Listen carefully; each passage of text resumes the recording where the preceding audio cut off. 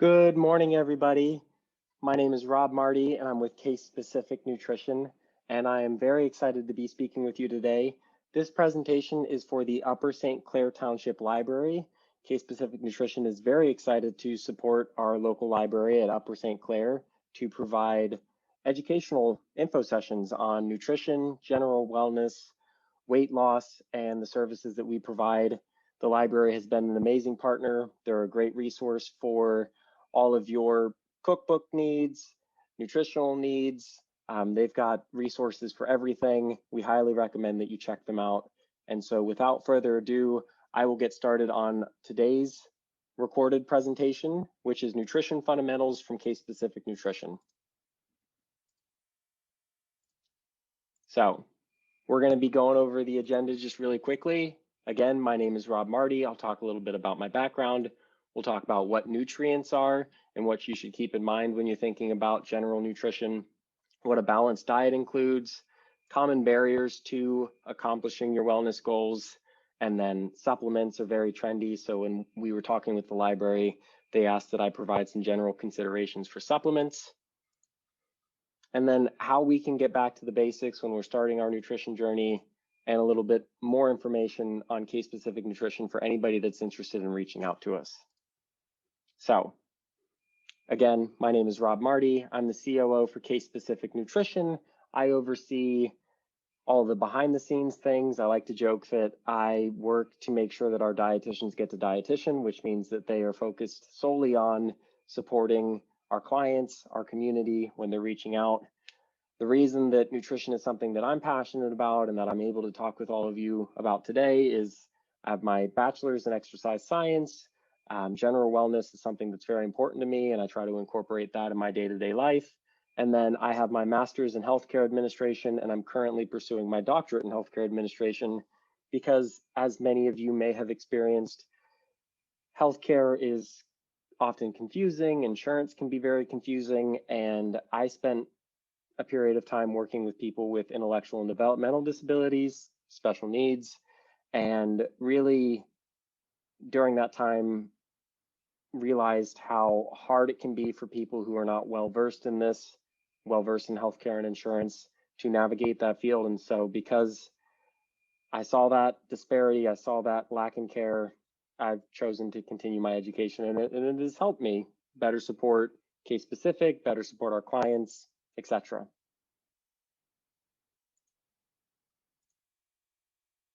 So nutrients.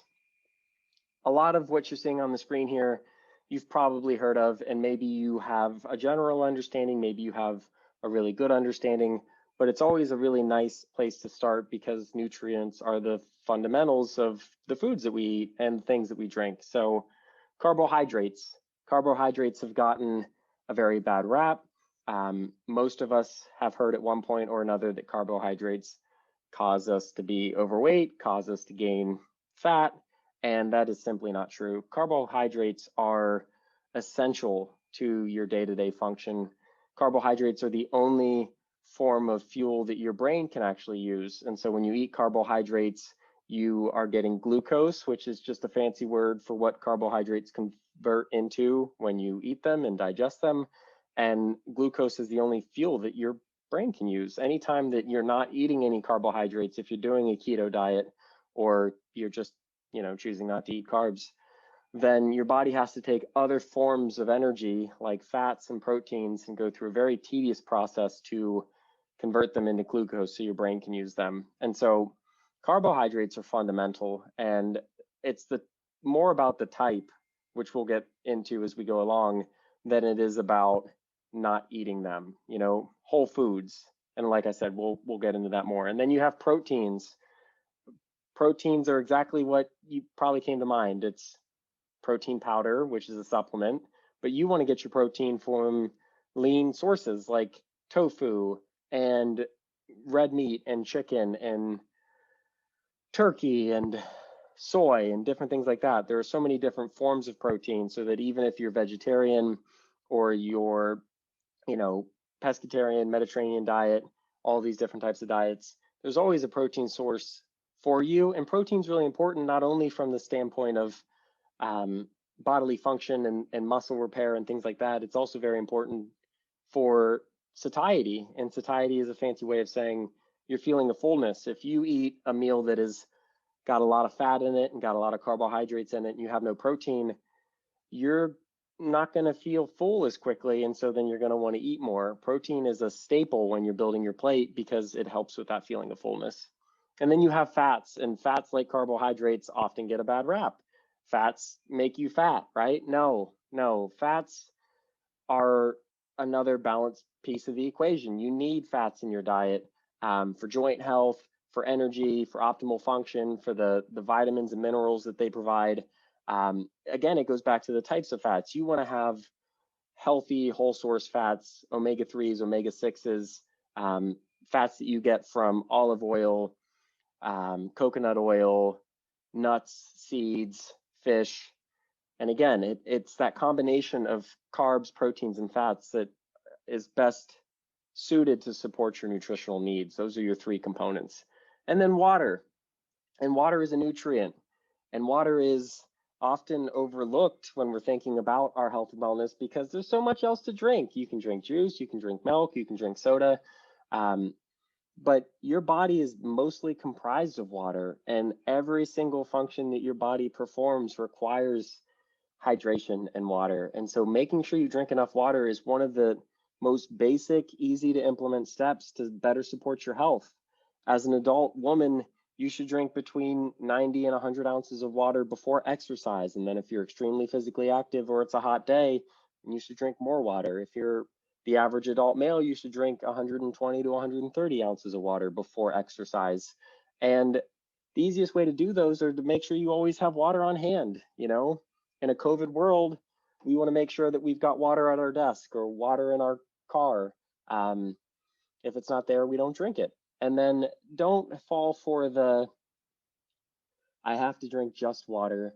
There are ways to spruce it up. If you're somebody who needs a little flavor, you can use fruit, you can use Crystal Light. There's all kinds of natural, healthy ways to add some flavor to your water so that you're more likely to drink more of it. And again, it all goes back to making it so that it's something that you enjoy. Anytime you're talking about your nutrition and your health, if you're doing something that you don't like, if you're eating foods you don't like, if you're drinking lukewarm water and you hate lukewarm water, you're not going to keep doing it. So you got to find ways to keep yourself engaged with it. And then vitamins and minerals. And vitamins and minerals are all of the, it's your vitamin D, it's your vitamin C, your vitamin B12. Maybe you've heard of a lot of these, maybe you haven't. They're the things that come with whole foods. And so they're naturally occurring when you eat a balanced diet. And they really only become an issue when you're eating processed foods, because a lot of this stuff is removed or not naturally there. And that's where supplements become a big conversation. If you're eating a balanced diet of whole carbohydrates, complex carbohydrates, lean proteins, and healthy fats, you're going to get the vitamins and minerals that you need naturally from your diet in a lot of ways. So that is a high-level overview of nutrients and some of those key terms that you're seeing on food labels and that people talk about. Next, we want to talk about dietary guidelines. And don't get discouraged here. This is very technical, but we're going to, go over it.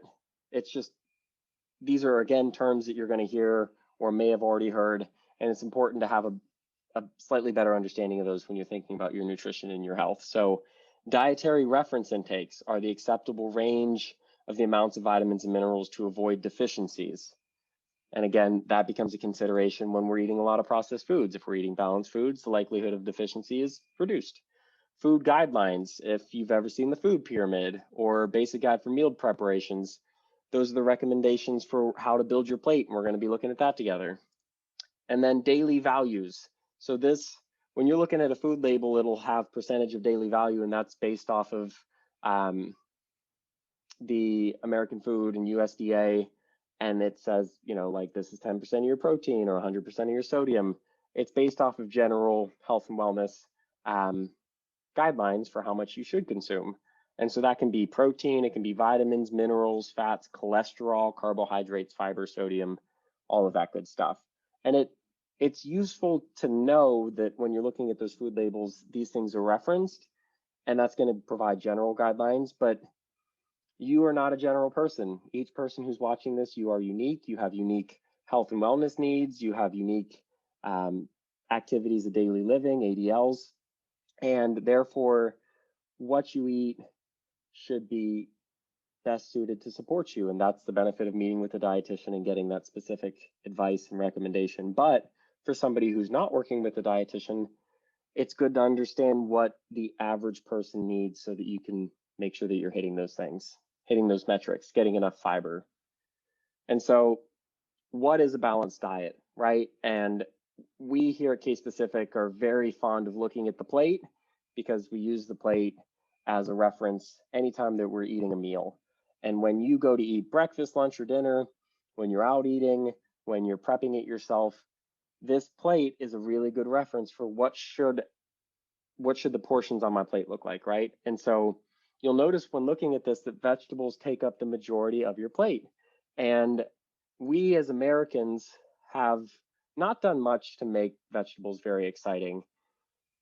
As kids growing up, that was the first thing that you said, I didn't want to eat my vegetables. And I would encourage everybody to be curious about vegetables. How can I make them more exciting? How can I bake them or, air fry them? Whatever, saute them to make them something that I'm excited about, that tastes good, and that I enjoy eating. I am somebody who I will take a bag of steamable vegetables and put hot sauce on it, and I'm a happy camper. That might not work for you. Maybe you need to get a couple different seasonings. I couldn't think of that word for some reason. Different seasonings, sodium, salt, pepper, different stuff to make sure that it's something that you like. If it's bland green beans and you feel like it's work to eat them, you're not going to make sure it's the majority of your plate. So rethink your vegetables and make sure that it's something that's tasty. And then you've got whole grains, and that's balanced with your healthy protein. When it says whole grains, it's talking about complex carbohydrates. It's talking about sweet potato, red, white potato, whole rice, whole grain wheat and pasta, and whole wheat bread. Naturally occurring unprocessed carbohydrates. We're not talking about honey buns or white bread or your cereals. We're talking about, when you look at that ingredient label, the first thing it says is whole wheat or potato or whole grain pasta. And again, just as a side note to that, when you're looking at the ingredients on a food label, you always want to make sure that the majority of the time, 80-20 rule, the majority of the time, 80% of the time, that everything in that food label is something you can pronounce, you know what it is, and that food label is short. If you start to see that there are 6, 7, 8, 9, 10 ingredients in a food label, and there are words like red dye and hydrochloroxamine and just like things that you're like, what in the world is that? Why are you eating it? It should say things like water and whole wheat and potato, banana, that kind of stuff. The majority of the time you want to eat things that are whole foods. And then with your healthy protein, that is general recommendation is the size of your closed fist, which tends to be between 4 and 5 ounces, 4 and 6 ounces, depending on, how big you are, and then the size of your closed fist. And when you're looking at that, the reason that, again, protein is so important is it's going to help with your feeling of fullness. And so if you're eating a 4-ounce piece of salmon or a flank steak or tofu or chicken, it's going to help with that balanced meal. And again, going back to culturally, we've really made protein the center of our plate in a lot of ways. When you go out to eat, you're getting a 12-ounce ribeye or a 10-ounce piece of chicken. Think of it more so as that isn't the center of your plate, but it is a very important part of your plate. Majority of the plate is going to be vegetables. You're going to have a really tasty broccoli roast, and then you're going to have a good sized piece of protein, and you're going to have whole grains to complement that. And then your fruits.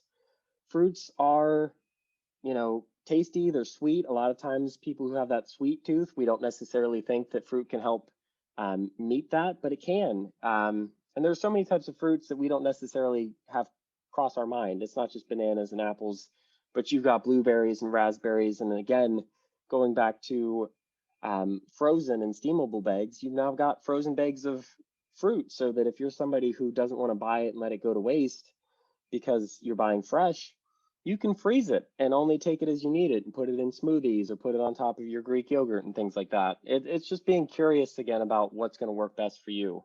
And then you've got your healthy oils like olive and canola and balsamic, and you've got your water. Every time that you're eating a meal, you want to make sure that you're having one to two glasses of water. That's going to help with your digestion. It's going to help with energy.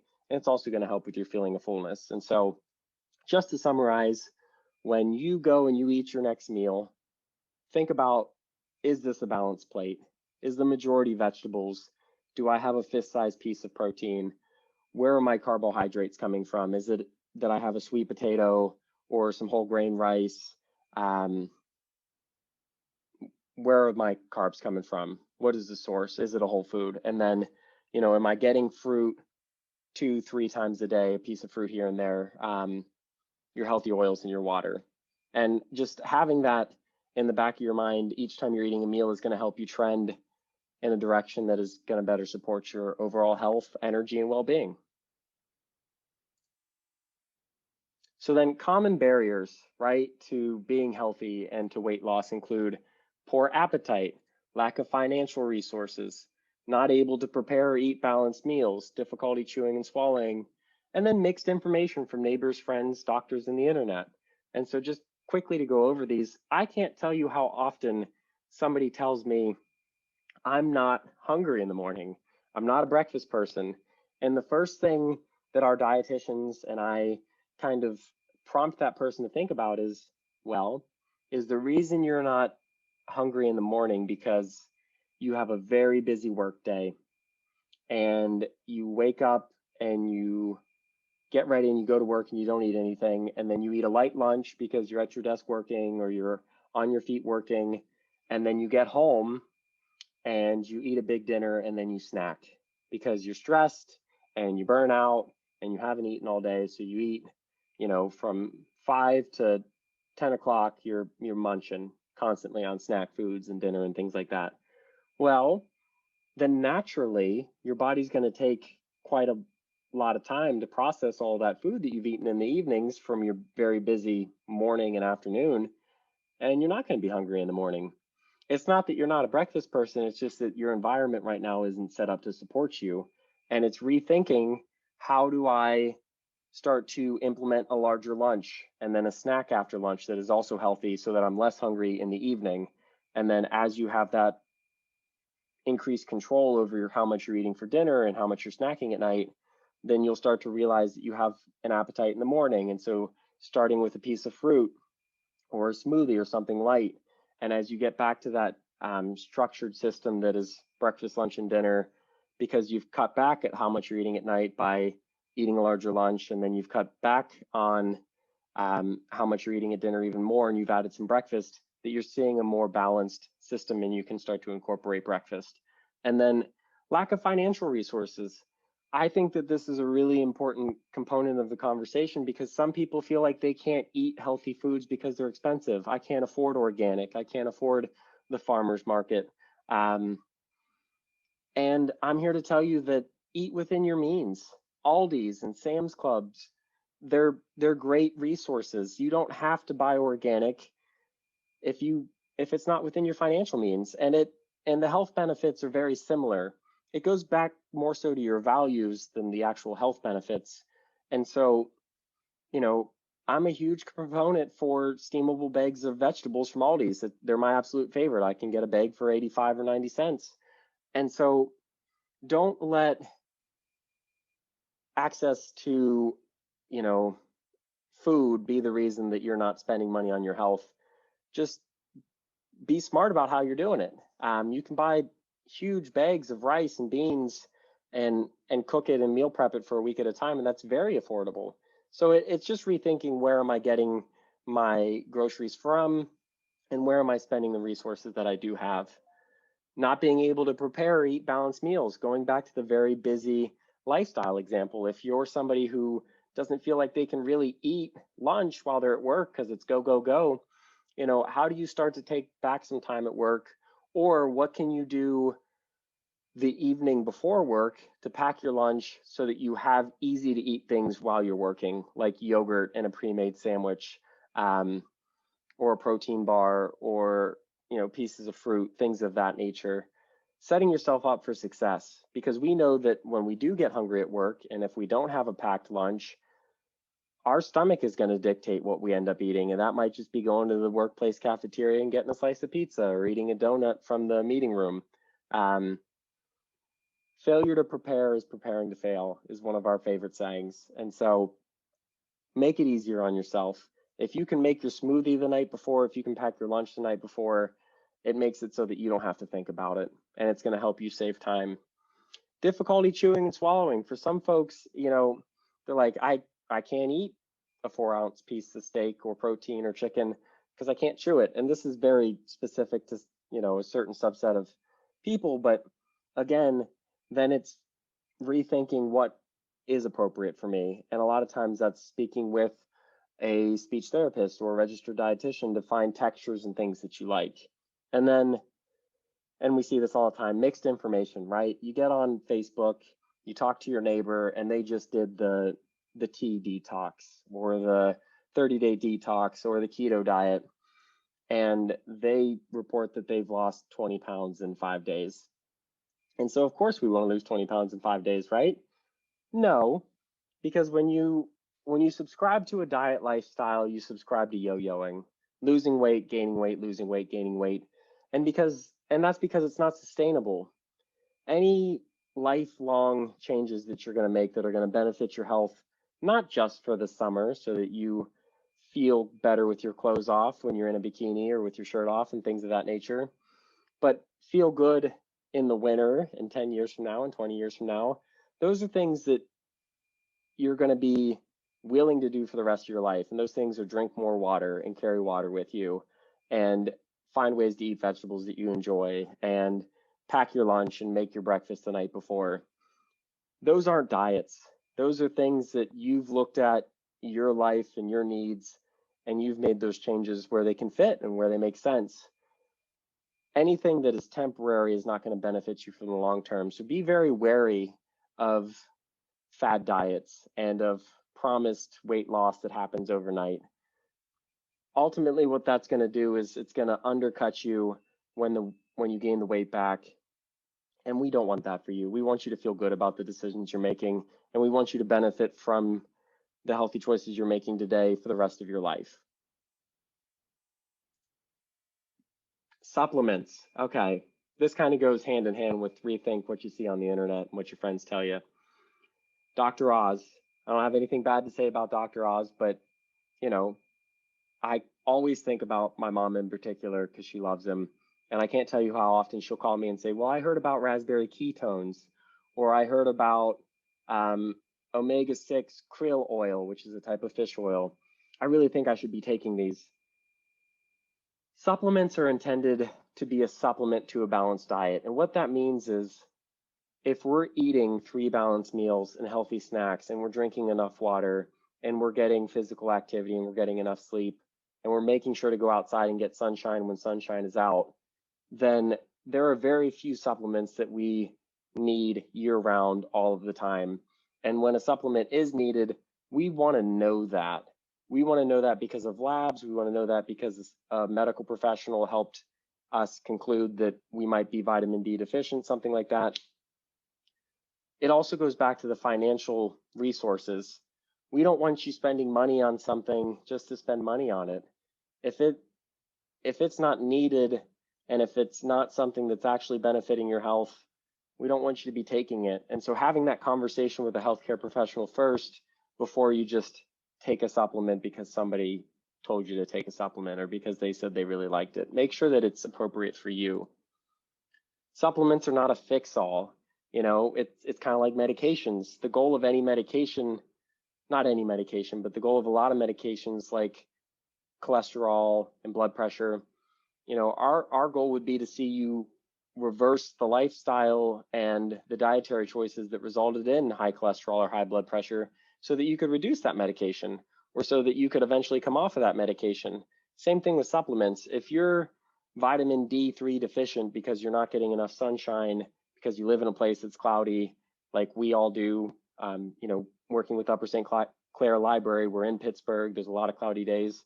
Maybe it is appropriate for you to take a vitamin D3 supplement during the winter months because the sunshine doesn't exist. But then in the summer, if we're getting outside, maybe we reduce it or we don't take it. And again, that's a conversation to have with your healthcare professional. And then not all supplements are created equal, right? Be curious about the supplements that you do choose to take. And again, another example from my family is my dad loves the chewable multivitamins. He says they taste good. But what is the quality of that supplement? Is your body able to break it down? Bioavailability is a fancy way of saying, can your body process that supplement and use it? And a lot of the fly-by-night supplements that you might order online or pick up from the grocery store are not bioavailable. They're not easily accessible to your body. And so you end up peeing or excreting most of it out. If you're gonna take a supplement, either because you've decided that you want to or because you've worked with a healthcare professional and decided that one is needed, do your research. Like you would research having somebody come do your gutters or repair your vents or something like that. You'd want to make sure you're getting somebody who's an expert. Do your research on supplements and take the time to figure out what quality supplement you want to take so that you're getting the most for your money and that you're getting the value that you intended to get from that supplement. And these were just some questions that I thought were really useful and meaningful for anybody who's considering taking a supplement. So, do I have a deficiency that this supplement is addressing? And again, vitamin D is the example here. You can have that tested by your labs. And so if you're having annual labs done, this is not normally something that's covered by insurance, but your doctor could add that and you could pay for it out of pocket. And you could find out, am I vitamin D3 deficient? And if you are, then supplementation is appropriate. And then that goes right to the next one. Have I had labs done to confirm that I need it? And then is this supplement regulated in good quality? If you're getting it from Aldi or Walmart or something like that, the likelihood that your body's processing and getting out of it what is listed on that ingredients label on the supplement is very low. That's not to say that that's the case for all supplements at those locations, but if you're gonna spend the money, if you've decided that it is something that you wanna do or that you need, we want you to spend money on something that is of quality and that is actually gonna benefit you. So taking the time to research it or asking for recommendations from your healthcare professional, extremely valuable. And then back to the basics. So we've talked about nutrients, we've talked about a balanced plate, we've talked about supplements. I'm a huge proponent for holistic wellness, right? Not just nutritional, not just physical, but mental well-being, spiritual well-being, which can be religion, it can be a feeling of purpose, emotional well-being, workplace well-being, knowledge well-being. It's the full magnitude of everything that makes us feel good. And everything is interrelated. Everything is interrelated. Your food, the choices that you make on what you eat affect your emotional well-being and affect your sense of energy. And then your energy can affect your aptitude and your personality when you're interacting with somebody. If you have gut pain all the time and you're constipated because of the foods you're eating, that's going to affect your relationships because you're not going to feel good and you're going to be thinking about how you need to get up and go to the restroom instead of that person who's talking to you. Financial well-being. When you look at where do I want to get started? How am I going to better support myself fully to improve my health? We really encourage you set goals for each of these components so that you support every aspect of your life.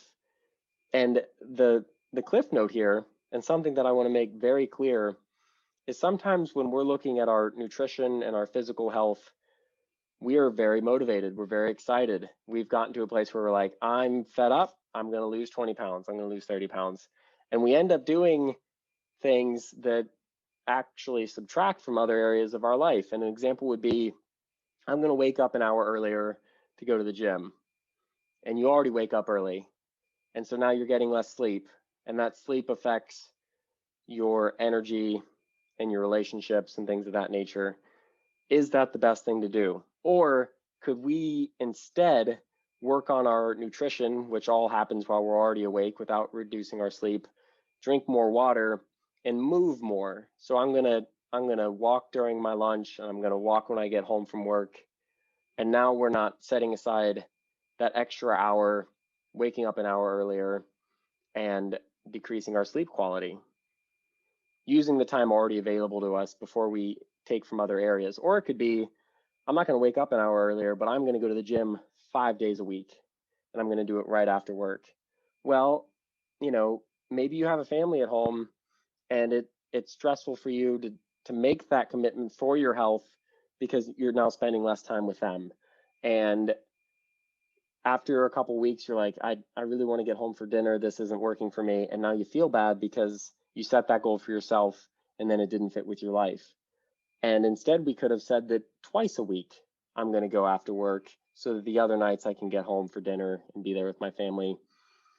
Start small, start slow, use the time already available to you, and build with time, and be willing to admit that something doesn't fit in your life. And rather than feel like you failed, just take it as a learning experience. We're all learning every day how best to support ourselves, and that's the mindset that we want to have when we go into this. Applying what we've learned. So we've talked about my plate, we've talked about the full component of everything that affects our health and well-being, from spiritual to emotional to nutrition and physical. Keep it simple, start small, apply it within your day-to-day in ways that aren't going to upset what you're currently doing so that you can build confidence over time. And especially when it comes to restrictive diets like keto or Weight Watchers or Mediterranean diet, things like that. Our goal isn't for you to restrict your diet. It's to make changes that are going to support your nutrition and support your health. And so if you're thinking about doing a diet, do it in a way that you're excited about and doesn't cut out foods that you love and things of that nature. There's a way to do everything that doesn't taste bad and doesn't make you feel like you're missing out. Keep it simple. Balance, variety, and moderation. This is kind of the nutritional tagline of all, registered dietitians. And then it's making it more specific when you do meet with a healthcare professional. Balance, eat a balanced diet, carbohydrates, proteins, fats, eat a variety of foods. Make sure that you're getting, multiple types of fruit, multiple types of vegetables. And again, not eating ones you don't like, but finding variety within what you do like and rotating it. That way that you're getting all the vitamins and minerals and benefits of eating that. And then moderation. And moderation is made easier by eating a balanced diet because of the satiety you're going to get from the variety. Moderation is something that's much harder to do when you're not eating 3 balanced meals and when you're not having healthy snacks throughout the day. Moderation is an environmental thing.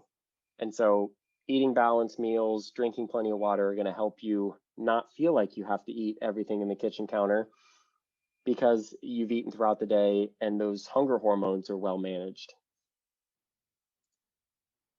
And then as a reminder, supplements have a place in our life, but should be taken after researching the brands or working with a healthcare professional.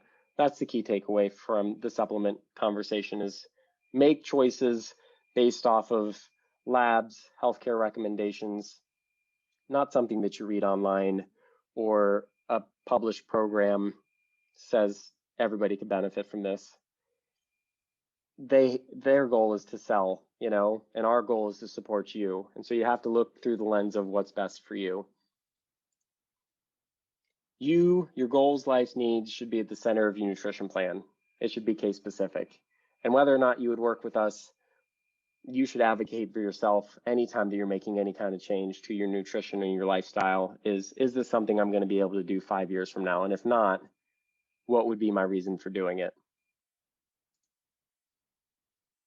So that's a lot of information. It's a very high level general overview, thoughts that you could have and start to consider when you're thinking about your health, well-being, and nutrition. And then we want to let you know that Case Specific Nutrition is here for you. We are very excited to work with Upper St. Clair Library. They've got our brochures. Chris Gameter has Chris Gameter I always want to say his last name wrong. He's got my contact information. He's got our office contact information. They've been awesome. If you want to see if your insurance is covered, or if your insurance covers meeting with a dietitian, if you want more information on our prices and our services, give us a call. We offer one-on-one and group support for families. We do virtual and in-person. We have 5 office locations in Pittsburgh, and the offices closest to Upper St. Clair would be our South Hills office that is in Mount Lebanon. And then we've got all kinds of free information. We have a podcast. We have our diabetes prevention program, which also may be covered by insurance, or we have a $10 per class out-of-pocket fee that is just, you know, a group of like-minded people who are trying to prevent chronic disease, who are not yet diabetic and want to make sure that they don't become diabetic through lifestyle and healthy support. It's a great accountability group. And then we also started a meal prep delivery program. And again, with the financial resources in mind, we wanted to make sure that any of our clients in particular had access to nutritious, tasty meals and weren't set up to a subscription so they could buy 1 meal 1 week or 10 meals the next week. Right now that is limited to Allegheny County. So if you're watching this video and you're outside of Allegheny County, we're working on that. But if you're within Allegheny County, we do deliver, or you can pick it up from one of our hubs. And then on that note, our diabetes prevention program and our one-on-one consults with a dietitian, they're accessible worldwide, nationwide, I should say, across the United States. We help people in California and Texas. When you cross state borders, insurance varies, so sometimes it's more applicable to out-of-pocket rates, but that is a consideration. And if you call our office, we'll happy to talk about that with you. And our office number is 412-593-2048, extension 1. And then I did cover virtual and in-person for both the diabetes prevention program and our nutrition consults. And we are happy to check your insurance eligibility when you call us. So, because this is being recorded, I obviously don't have any questions, but I really appreciate your time. I hope you found this meaningful and useful. We're excited to be doing more of these with Upper St. Clair Library in the future.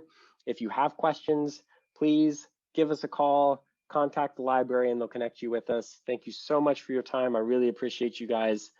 And thank you for giving us this time, giving me the opportunity to speak with you. We're really excited about it. On the slide now is our email for scheduling, again, our phone number, and then also our website. We appreciate you guys. We appreciate your time, and I hope to see all of you soon. Thanks so much.